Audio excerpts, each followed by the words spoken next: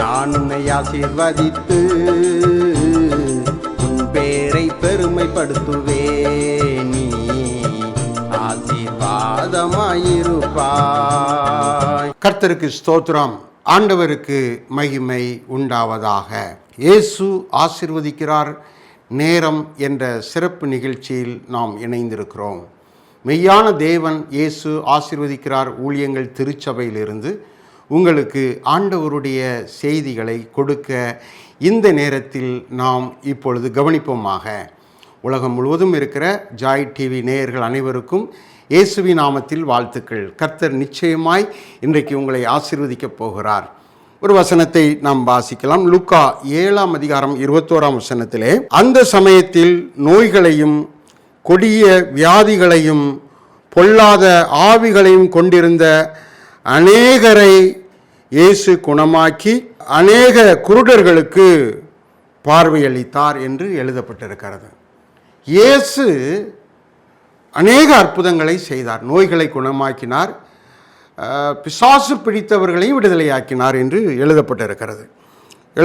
பொல்லாத ஆவிகளையும் கொண்டிருந்த அநேகரை விடுதலை செய்து சுகமாக்கினார் என்று எழுதப்பட்டிருக்கிறது. இதனுடைய முழு அர்த்தம் என்னன்னு சொன்னால், பிசாசுகள் நீக்கப்பட்டால் சுகம் கிடைக்கும். இன்றைக்கு அதுதான் தலைப்பு. பிசாசுகள் நீக்கப்பட்டால் நமக்கு சுகம் கிடைக்கும். பிசாசு கட்டிலிருந்து விடுதலையாக்கப்பட்டால் நமக்கு சுகம் கிடைக்கும். அதை இயேசு செய்தார். அப்போ பிசாசு கட்டுக்குள்ளே நம்ம இருக்கக்கூடாது. பிசாசு கட்டப்பட்ட நிலைமையில் நம்ம இருக்கக்கூடாது.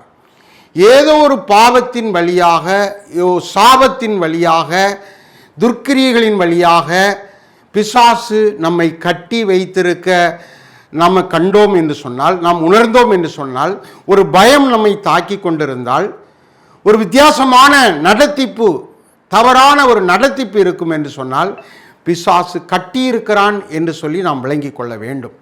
மனிதர்களுக்குள்ள நோய்களும் பேய்களும் அந்நிய கிரியைகளும் நிகழ்வதற்கு காரணம் பிசாசனுடைய கிரியை. பிசாசு நீக்கப்பட்டால் சுகம் உண்டாயிரும். இயேசுவினிடத்தில் வருகிற எல்லா மக்களுக்கும் ஆண்டவர் பிசாசின் பிடியிலிருந்து விடுதலை கொடுத்தார். விடுதலை கொடுத்தது மாத்திரமல்ல, அவர்களை குணமாக்கினார் என்று எழுதப்பட்டிருக்கிறது. கோடிக்கணக்கான பணத்தை உடையவர்களாக வாழ்வதை விட நோயில்லாமல் இருக்கிறது போதும் என்று வாழ்கிறவர்கள் சந்தோஷமானவர்கள், பாக்கியவான்கள். அதைத்தான் இயேசு செய்தார்.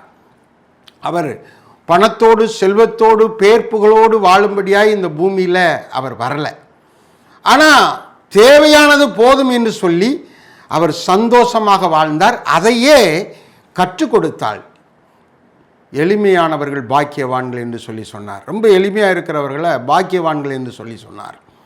ஒரு பெரிய பணக்காரன் வந்தார். ஆண்டவரே, நித்திய ஜீவனை சுதந்திரித்துக் கொள்ள நான் என்ன செய்ய வேண்டும் என்று சொல்லி கேட்டார். அப்போது கட்டளைகளை கை கொள்ள வேண்டும். அப்போது கட்டளைகளெல்லாம் இயேசு சொல்லுகிறார். கொலை செய்யாதிருப்பாயாக, இச்சையாதிருப்பாயாக, இதெல்லாம் சிறு வயது முதல் நான் செய்து வருகிறேன் என்று சொல்லி அந்த பணக்காரன் சொல்லுகிறார். இயேசு சொன்னார், உன்கிட்ட இருக்கிற எல்லாத்தையும் விற்றுட்டு ஏழைகள்கிட்ட கொடுத்துரு, என் பின்னாடி ஊழியத்துக்கு வா அப்படின்னு சொன்னார். ஆனால் அவனால் வர முடியலை, நித்திய ஜீவனை சுதந்திரிக்க முடியலை. அப்போ இதிலிருந்து நம்ம என்ன விளங்கி கொள்ளுகிறோம்? நிறைய பணம், செல்வாக்கு, பொருளாதாரம் இருந்தால் போதும் என்று நினைக்கிற உலகத்தின் மத்தியில் ஆண்டவர் நமக்கு சொல்லுகிற விஷயம், நல்ல சுகத்தோடு இருக்கணும், சமாதானத்தோடு இருக்கணும், அவருக்குள்ளே இருக்கணும், சந்தோஷமாக இருக்கணும் என்பது தான் ஆண்டவர் கொடுக்கிற காரியம். அப்போ இந்த சமாதானத்தை கெடுப்பது பிசாசு. பிசாசு ஒரு மனுஷனுக்குள்ளே வந்துட்டா அவன் நோய்களை கொண்டு வருகிறான். சோத்திரம். அவன் கெட்ட கிரியைகளை கொண்டு வருகிறான், சாபங்களை கொண்டு வருகிறான். அப்போ அந்த பிசாசு நீக்கப்பட்ட உடனே மனிதன் பரிசுத்தமாக்கப்படுகிறான் என்று வேதத்திலே நாம் பார்க்கிறோம். இங்கே நாம் பார்க்கும்போது ஒரு இடத்த லூக்கா 13:32 பார்க்கும்போது, பிசாசு பிடித்தவங்க நிறைய பேர் வராங்க. முதல்ல ஆண்டவர் என்ன செய்கிறாரு? கை வச்சு அவங்கள சுகமாக்கலை. முதல்ல அவங்களுக்குள்ள இருக்கிற பிசாசை விரட்டுறார், துரத்துறார். அப்பாலே போ சாத்தானே அப்படின்னு சொல்லி பிசாசை துரத்துறார். தன்னுடைய வார்த்தையினால் வேத சத்தியத்தினால துரத்துறார், அதிகாரத்தினால சத்தமிட்டு பிசாசை துரத்துகிறான். பேசுறதுக்கே இடம் கொடுக்கறது இல்லை. அப்போ நம்முடைய வாழ்க்கையில் பிசாசுக்கு கொஞ்சம் கூட இடம் கொடுக்கக்கூடாது. நம்ம பிசாசை துரத்தணும், கட்டணும், அவனை முந்தி கட்டிடணும். பலவானை முந்தி கட்டினா தான் நாம் பூமியில் காரியங்களை சாதிக்க முடியும், சுதந்திரிக்க முடியும், நன்மைகளை சுதந்திரிக்க முடியும். அவனை சும்மா விட்டுட்டு நம்ம வழியிலே போகும்போது அவன் நம்மளை விடமாட்டான். அவன் நம்மளை தாக்க முயற்சிப்பான், நம்மை தொந்தரவு பண்ண முயற்சிப்பான், பயங்காட்ட முயற்சிப்பான். ஆகையினால பிசாசு துரத்தப்பட்ட பின்பு அநேகர் சுகமடைகிறதை வேதத்திலே நாம் பார்க்கிறோம். இயேசுவின் காலத்தில் அது நடந்துச்சு. கர்த்தருக்கு ஸ்தோத்திரம். பிசாசு துரத்தப்பட வேண்டியது மிக அவசியம்.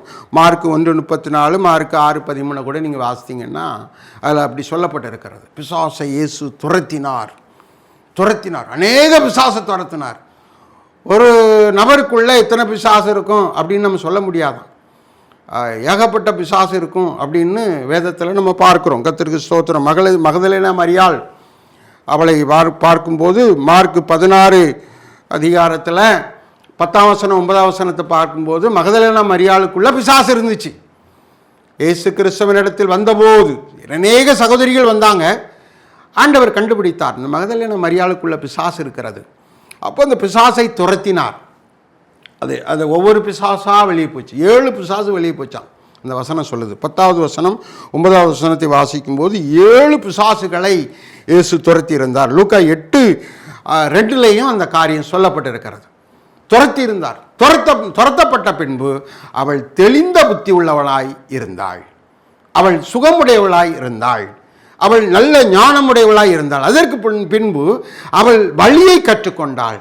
இயேசுவினுடைய வார்த்தைகளை கேட்டு அவளுக்கு பின் சென்று இயேசு கிறிஸ்துவோடு கூட இருந்து ஊழியம் செய்தாள். இயேசு கிறிஸ்துவ காலத்தில் ஊழியம் செய்தவர்களிலே மகதலேனா மரியாளும் ஊழியம் செய்த ஒரு சகோதரியாக இருந்தார்கள்.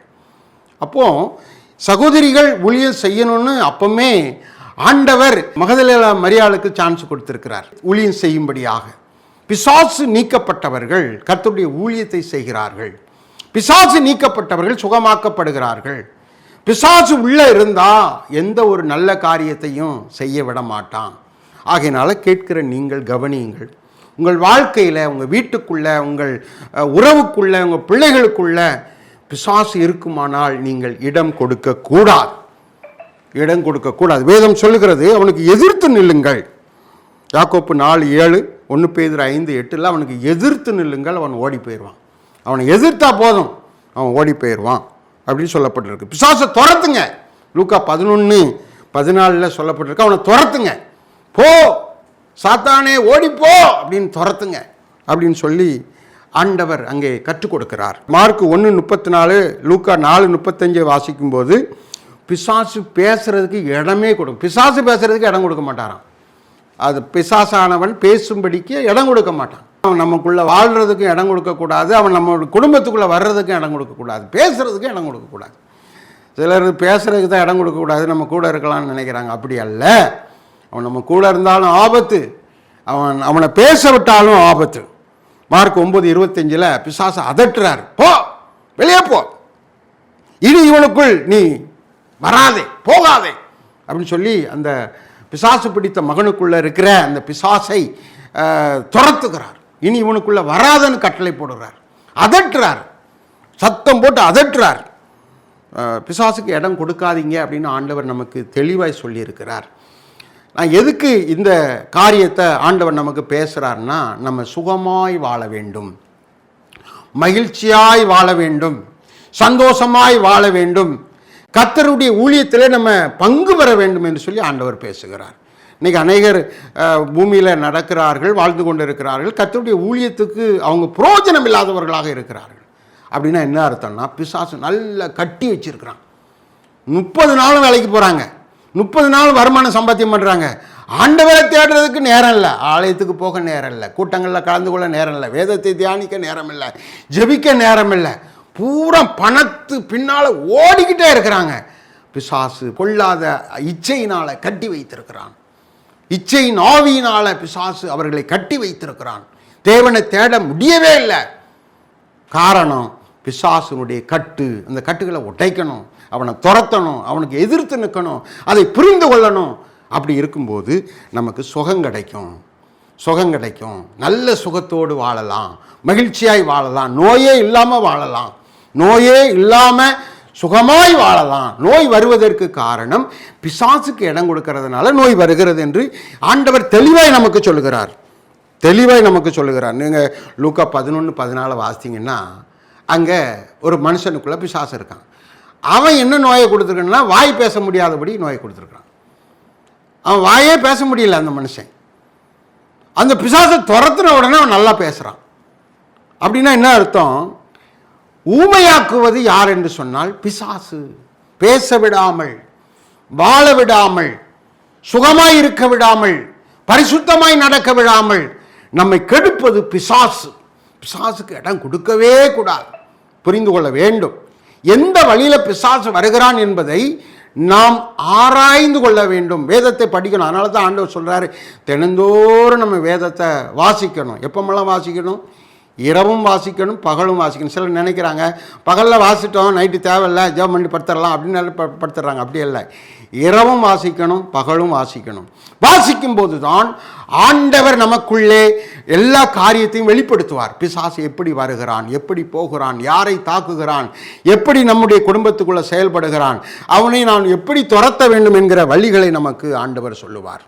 ஆகையினால நோய் இல்லாமல் சுகமாக வாழணும்னா பிசாசுக்கு இடம் கொடுக்கக்கூடாது. 100க்கு 100 ஆண்டவருக்கு மாத்திரம்தான் இடம் கொடுக்கணும்.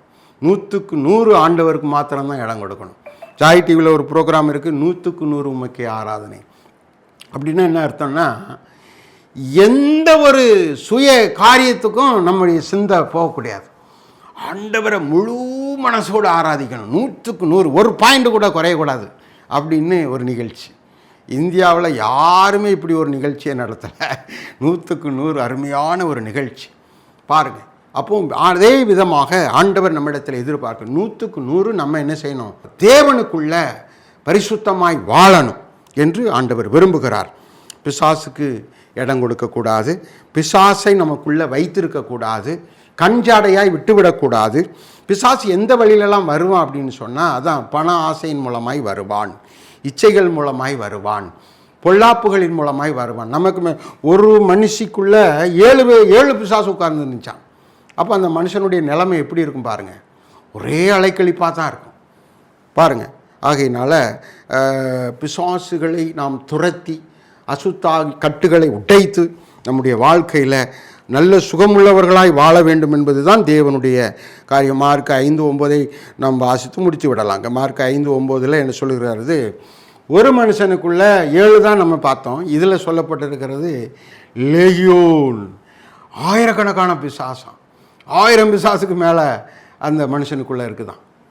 அவன் பாருங்கள், அந்த 1000 பிசாசு அவனுக்குள்ளே இருக்கும்போது அவன் ஊரில் மக்களோடு குடியிருக்க முடியலை. அவனை பிசாசு தள்ளிட்டு போய் கல்லறை தோட்டத்தில் வச்சுருக்கு.